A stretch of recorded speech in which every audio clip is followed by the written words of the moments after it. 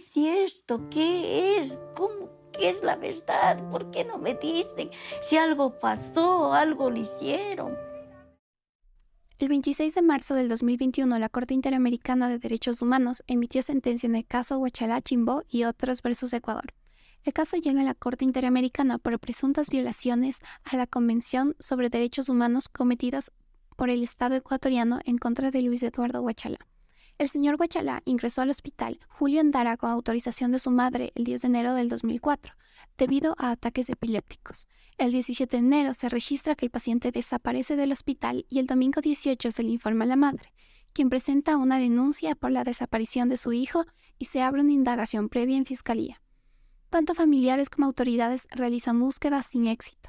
En el 2006, el Tribunal Constitucional prohíbe a las instituciones estatales cerrar sus investigaciones sobre el caso. Para entender el fallo de la Corte, primero debemos identificar el grado de subjetividad internacional de los intervinientes en el proceso. Son sujetos limitados la Corte Interamericana de Derechos Humanos, por ser destinatario de normas jurídicas internacionales. Su subjetividad se encuentra delimitada por la Convención Americana sobre Derechos Humanos y se limita a sus tres facultades principales: la contenciosa, la de dictar medidas provisionales y la consultiva e interpretativa de la Convención. Es competente en el caso debido al reconocimiento de su jurisdicción por parte del Ecuador. Otro punto interesante son las inmunidades de agentes diplomáticos de las que gozan sus jueces. Comisión Interamericana de Derechos Humanos, cuya subjetividad se encuentra delimitada en la Carta de la OEA, y entre sus competencias está analizar peticiones individuales que aleguen violaciones a la Convención Americana. El Ecuador aceptó la competencia de la Comisión en 1984. Tiene la capacidad de presentar reclamaciones internacionales, lo que es visible en su derecho a someter un caso a la decisión de la Corte. Familia Huachalá Chimbó, como titulares de los derechos establecidos en la Convención. INRED, en su calidad de representante legal de las víctimas, debido a la capacidad de reclamar internacionalmente mediante una petición en la CIDH. También debido al derecho de los representantes a no ser enjuiciados por los estados, por las declaraciones que den ante la Corte. Por lo que estamos hablando de una subjetividad muy limitada pero presente. Es sujeto pleno el Estado ecuatoriano, que contiene todas las características requeridas para la subjetividad plena, y es un Estado debido a su territorio, población permanente y gobierno. Una de las características como sujeto pleno es la posibilidad de incurrir en responsabilidad internacional, como lo ocurrido en este caso. También es destinatario de las normas jurídicas internacionales y participa en su proceso de elaboración, en este caso, la Convención Americana sobre Derechos Humanos y la Carta de la OEA, y forma parte de organizaciones internacionales como la OEA, entre otros rasgos de los sujetos plenos. La fuente de obligaciones, en este caso, es la Convención Americana sobre Derechos Humanos, la cual fue ratificada en 1977 por el Ecuador. Esta es una fuente principal del derecho internacional al ser una convención y es vinculante para el Ecuador al haber sido ratificada. El análisis general de la Corte. En este caso, primero se analiza el derecho a la igualdad y a la no discriminación, determinando que el artículo 1.1 de la Convención obliga a los Estados a respetar y garantizar el pleno y libre ejercicio de los derechos y libertades allí reconocidos, sin discriminación alguna. La Corte realiza una interpretación de este artículo tomando en cuenta la Convención de Viena sobre el Derecho de los Tratados, la Convención Interamericana para la Eliminación de todas las formas de discriminación contra las personas con discapacidad CIADIS, la Convención sobre los Derechos de Personas con Discapacidad CDPD y la Convención sobre los Derechos del Niño, todas convenciones de las que el Ecuador es parte, aplicando así una interpretación del entorno normativo, junto a una que la Corte llama evolutiva, pero también utiliza instrumentos de soft law, por ejemplo, dos opiniones consultivas y resoluciones de la Asamblea General de las Naciones Unidas.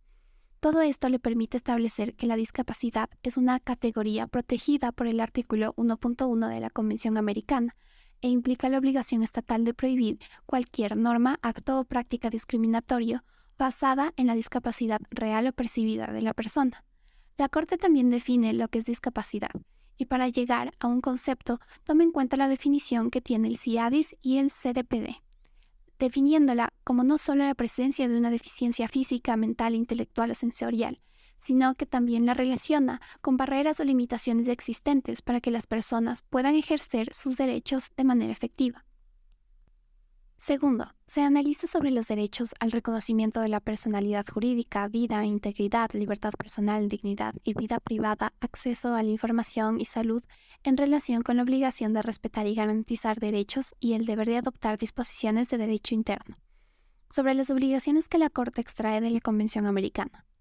La Corte aclara que las personas con discapacidad son titulares de los derechos establecidos en la Convención Americana y que el deber de respetar los derechos humanos reconocidos en la Convención concierne a todos los que actúan en nombre del Estado, por lo que la eventual violación de aquellos le es atribuible directamente. Esto sigue la línea de lo establecido por el proyecto de artículos sobre responsabilidad del Estado por hechos internacionalmente ilícitos, artículo 5, que se estudió en el módulo 8.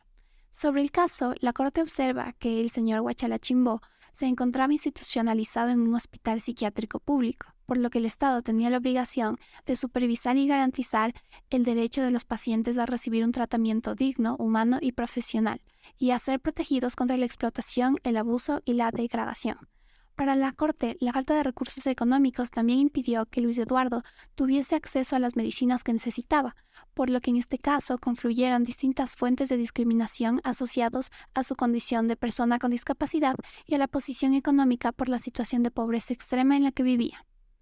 La Corte igualmente estableció la obligación general de protección a la salud, que implica asegurar el acceso de las personas a servicios esenciales de salud e impulsar el mejoramiento de las condiciones de salud a la población. Para llegar a estas conclusiones, la Corte hace referencia a casos previos, como el caso Poblete Vilaches y otros versus Chile, utilizando las decisiones judiciales como una fuente auxiliar para ayudar a dilucidar el alcance de los artículos de la Convención. La Corte Interamericana de Derechos Humanos declaró en el caso al Estado ecuatoriano responsable. 1. Por la violación de los derechos contemplados en el artículo 8 de la Convención Americana sobre Derechos Humanos acerca del reconocimiento de la personalidad jurídica, salud, acceso a la información, integridad, vida, entre otros, en relación con lo establecido en los artículos 1.1 y 2 del mismo instrumento.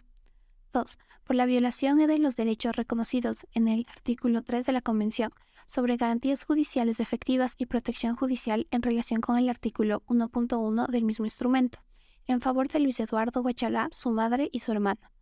3.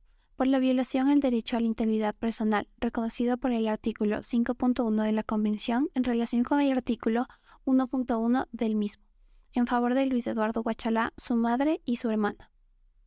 Sobre las reparaciones ordenadas por la Corte, se consideró que la parte lesionada fue Luis Eduardo Huachala, su madre y su hermana.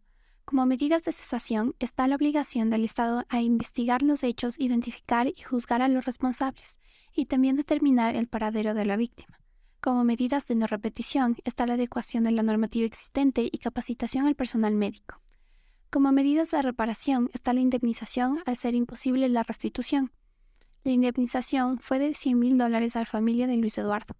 Finalmente, como medida de satisfacción, están la publicación de la sentencia y la realización de un acto público de reconocimiento de la responsabilidad internacional por parte del Estado ecuatoriano. Sobre la normativa nacional. Desde que sucedieron los eventos del caso e incluso con anterioridad, el Ecuador ha ratificado convenios importantes sobre la discapacidad y su relación con la salud. Sin embargo, sigue existiendo una falta de profundidad al momento de desarrollar normas y estándares. No obstante, hemos avanzado enormemente en comparación al momento de la desaparición de Luis Eduardo. Ejemplo de lo anterior es, primero, la Ley Orgánica de Discapacidades, que toma el concepto que brinda la Corte sobre discapacidad y presenta medidas de acción afirmativa a través del diseño de políticas públicas. 2. La ratificación de la Convención sobre los Derechos de las Personas con Discapacidad y su protocolo facultativo. 3. La Ley Orgánica de Salud, que garantiza el consentimiento informado a tratamientos médicos. Y 4. El modelo de gestión de aplicación del consentimiento informado. En conclusión general, me gustaría que este caso muestre primero el drama humano que la violación de los derechos produce no solo en la víctima, sino en su familia. Segundo, la importancia de las obligaciones internacionales adquiridas y el cumplimiento de las mismas por parte de los estados. Y finalmente, el rol que la Corte IDH tiene como intérprete de la Convención Americana sobre Derechos Humanos.